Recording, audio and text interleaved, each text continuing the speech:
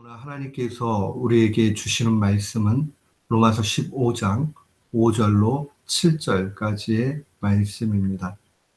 로마서 15장 5절로 7절 말씀, 우리 한 마음으로 함께 봉독토록 합니다.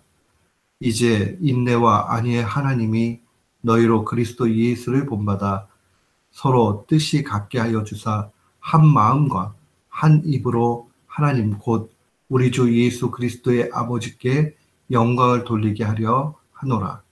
이러므로 그리스도께서 우리를 받아 하나님께 영광을 돌리심과 같이 너희도 서로 받으라. 아멘. 저는 오늘 본문 말씀을 통해서 서로 용납함으로 영광을 돌리라 라는 제목으로 주의 말씀을 선포하도록 하겠습니다. 그리스도인의 참된 실천의 목표는 예수 그리스도를 닮아가는 겁니다. 많은 사람들이 우리를 향해서 크리스천이다 라고 그렇게 이야기할 때는 그리스도를 닮은 사람들, 그런 의미를 가지고 있습니다. 이 예수 그리스도를 닮아가는 사람들, 또한 예수 그리스도께 은혜를 입어서 아들의 형상을 그렇게 입고 살아가는 신자를 한마디로 이야기하면 성령 충만한 삶을 사는 자들입니다. 이 성령 충만을 받고 살아간다 하는 것은 하나님으로부터 오는 그 은혜 가운데 사는 것을 의미합니다. 하나님을 통해서 모든 삶의 원동력과 또한 삶의 목표를 설정해서 사는 사람들이죠. 이런 사람들의 그 모습에 대해서 앞선 3절에서는 이렇게 증거합니다. 그리스도께서 자기를 기쁘게 하지 않았다. 우리가 예수님 닮아가야 되는데 예수님의 이 땅에서의 삶 보면 자신의 기쁨을 추구하고 살지 않았다는 겁니다. 그것이 바로 성령 충만하며 그 성령 충만함 가운데 살게 되면 인내와 위로 가운데 소망을 갖게 된다는 겁니다. 사랑하는 성도 여러분, 우리는 세상과 다르게 살아가는 사람들입니다. 세상의 사람들은 자기의 목표와 또한 자기의 기쁨을 추구하면서 살아가지만은 우리는 성령 충만한 가운데 자기의 기쁨을 추구해 나가는 것이 아니라 하나님의 원하신 바대로 살아가게 됩니다. 실상은요, 하나님의 뜻대로 하나님의 원하심대로 살아가게 될 때에 우리의 깊은 영혼의 기쁨은 거기에서 나옵니다. 참된 기쁨이 있기 때문에 우리의 유익을 구하거나 우리의 기쁨을 구하지 않는 것입니다. 근데 이 일들이 가능하게 되는 근거는 우리의 노력이나 우리의 고행이나 수행을 통해서 이루어지는 것이 아니라 하나님의 은혜를 통해서 이루어지게 됩니다.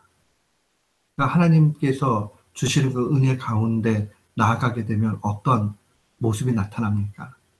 오늘 본문 5절 말씀에 보니까 이제 인내와 안위의 하나님이 너희로 그리스도 예수를 본받게 한다.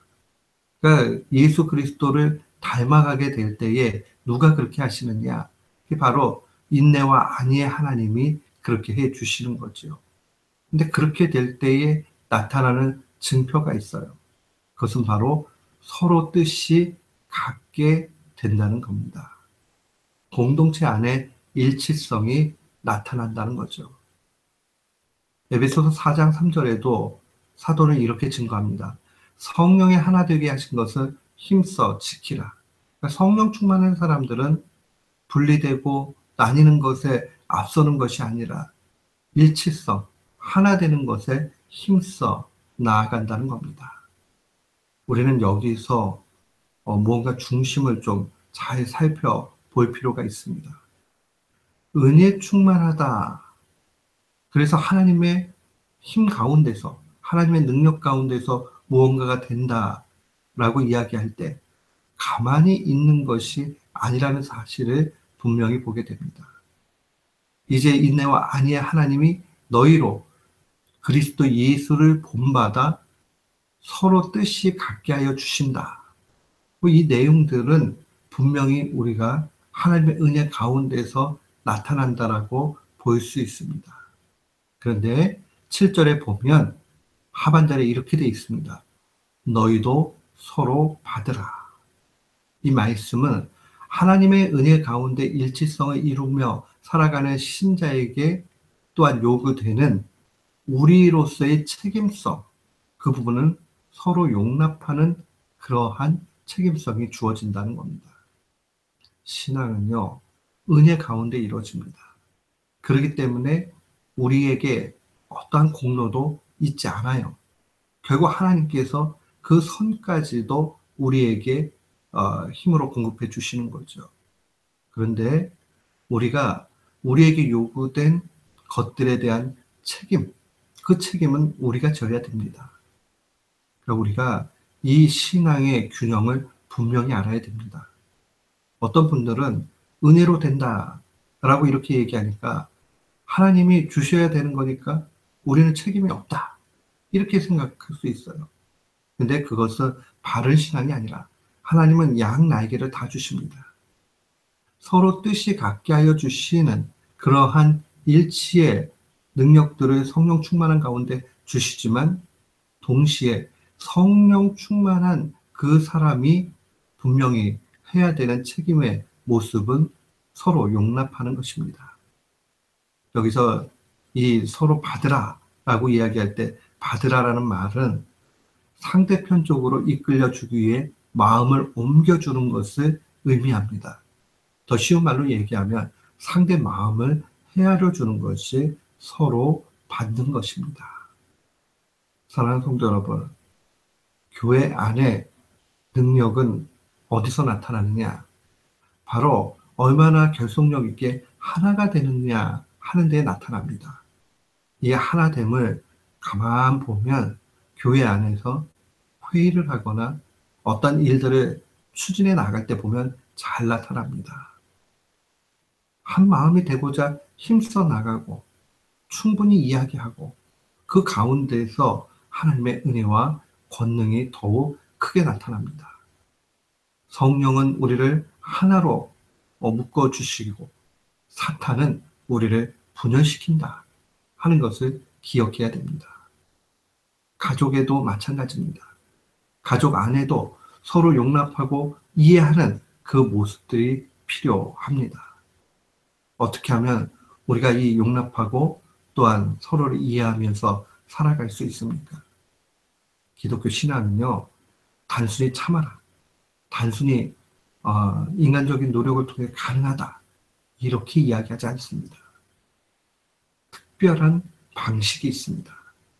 골로새서 3장 13절로 14절 말씀 보면 누가 누구에게 불만이 있거든 서로 용납하여 피차 용서하되 주께서 너희를 용서하신 것 같이 너희도 그리하고 이 모든 것 위에 사랑을 더하라. 이는 온전하게 매는 띠다 라고 증거합니다. 결국 용납하라는 것은 뭐 잘못된 것에 따라가라 그런 것이 아니라 바른 길을 가지만은 이 용서함 없이 미움으로 하지 말라는 것입니다. 우리가 어떻게 하면 미움으로 하지 않고 서로를 이해하면서 그렇게 갈 수 있습니까? 단 한 가지 길밖에 없어요. 죄인인 내 자신도 주님이 용서하실 것 같이 우리도 그렇게 하는 것. 그때에 거기에 용납이 나타납니다. 사랑하는 성도 여러분, 이 사실을 놓치지 말아야 됩니다. 다양성 속에서 일치를 추구하는 것이 성령 충만하며 성령 충만한 신자에게 요구되는 것이 용납입니다. 우리는 이미 앞서서 초대교회의 아디아포라 문제, 이럴 수도 있고 저럴 수도 있는 문제, 다른 말로 이야기하면 이 절기를 지키는 문제와 우상 제물로 바쳐진 고기 먹는 문제, 뭐 이런 문제들에 대해서 어떻게 해야 되느냐 하는 것을 잘 봤습니다. 한마디로 이야기하면 남들에 대해서 이해하고 용납을 하지만 자기 자신에는 이 형제의 낙심을 염두에 둬서 엄격하게 그렇게 적용하며 사는 것, 그것을 볼 수 있습니다. 사랑하는 성도 여러분, 놓치지 말아야 돼요. 우리가 어찌하여든지 교회가 한 마음으로 나아가고 하나가 되기에 힘써 가야 됩니다. 또한 하나님의 은혜 충만한 가운데서 하나님께서 용납하라 명령하신 것을 가볍게 여기지 말고 아주 큰 계명으로 알고 용서하고 사랑해야 됩니다. 오늘 이 말씀을 마음에 간직하십시오. 하루도 살아나갈 때에 또한 용납하며 이해하며 그리스도 안에서 참된 평안을 누리는 우리 모두가 되기를 주님의 이름으로 축원합니다. 아멘.